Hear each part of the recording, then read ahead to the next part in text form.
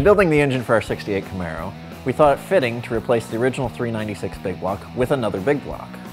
So we rounded up a 490 cubic inch Gen 6 big block with a rotating assembly built by Fast Times Motor Works.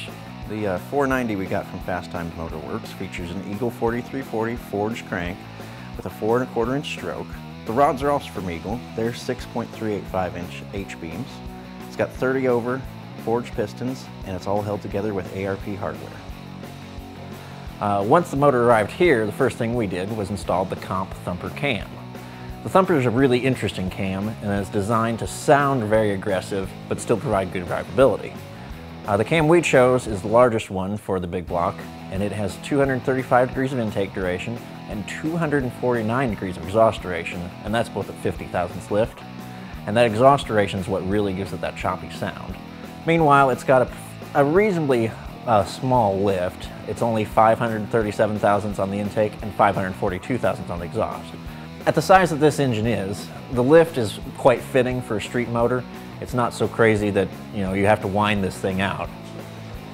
Once I had the cam properly lubed, I carefully slid it into the block, making sure not to score up the bearings, and I set out on degereeing it using Comp's recommended method of intake centerline. What I'm doing is I'm degereeing this cam using the intake centerline method. So I found maximum lift earlier and backed the motor up, and then I ran it up to 50 thousandths before maximum lift. I've recorded my degree wheel reading, which is 58. Spin it around here to 50 thousandths after maximum lift. Take our degree wheel reading, which is 146.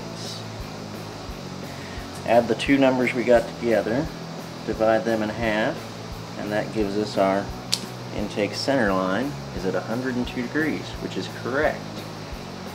If it hadn't been correct, what we would have done is loosened these three bolts, taken an Allen wrench, and turned this bushing.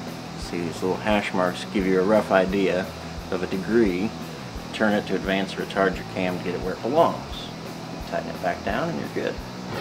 After I properly degreed the cam, I bolted the Holley heads to it. I made sure I put ARP's Ultra Torque on every one of the head bolts. When I torque the heads on a motor, I like to lay the book right on top of it, which does get the book a little oily and greasy, but it helps ensure that no matter how many times I put heads on any engine, that I always get the torque sequence right. Because the last thing you want to do is end up cracking your really expensive aluminum heads, or even in the best case, ending up with a blown head gasket. The Comp Thumpr kit came with matched valve springs, and valve springs are one of the most easily overlooked items in your typical engine build. Since they were already matched, we went ahead and removed the springs that came installed in the Holley heads and replaced them with the Comp supplied springs. I used Comp's aerosol assembly lube and lubed up the tops of all the lifters and the push rods and the rockers, and installed my push rods and my Comp roller tip rockers, and set about adjusting the valves. One of the things I like to do when setting the valves on a Chevy V8 is to put the engine at the #1 firing position, and that allows you to adjust half of the valves. When you're at #1, you can adjust the exhaust on 1, 3, 4, and 8, and the intake on 1, 2, 5, and 7.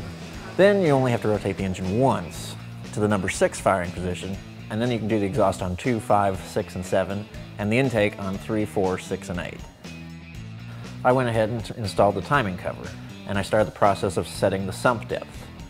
What I like to do is gently tap the pickup into the pump, and then use a piece of paint cleaning clay on it, and then you set the pan with the gaskets on top of the motor with the clay between the pickup and the pan. After you've done that, you remove the pan and you measure how much your clay was compressed, and this tells you how far your sump was from the bottom of the pan. If your sump's too close or too far away, you could end up with either cavitation or oil starvation issues, neither of which you want in a high-performance engine build. We set the sump depth on this engine approximately 3/8 from the bottom of the pan, which should allow for plenty of oil without resulting in cavitation. Once the sump was properly set, I pressed the pickup all the way into the pump and TIG welded it to ensure that it can't come back out. Once the pan was torqued and properly installed, I flipped the engine back over and I turned my attention to the intake manifold.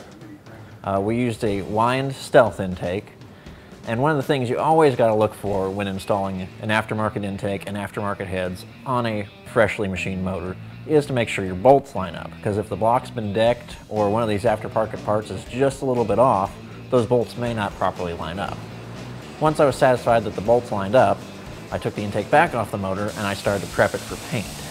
After I'd completed prepping the engine for paint, I sent it to Nathan, where he shot some of Glazuret's 55 line base coat on both the motor and the intake.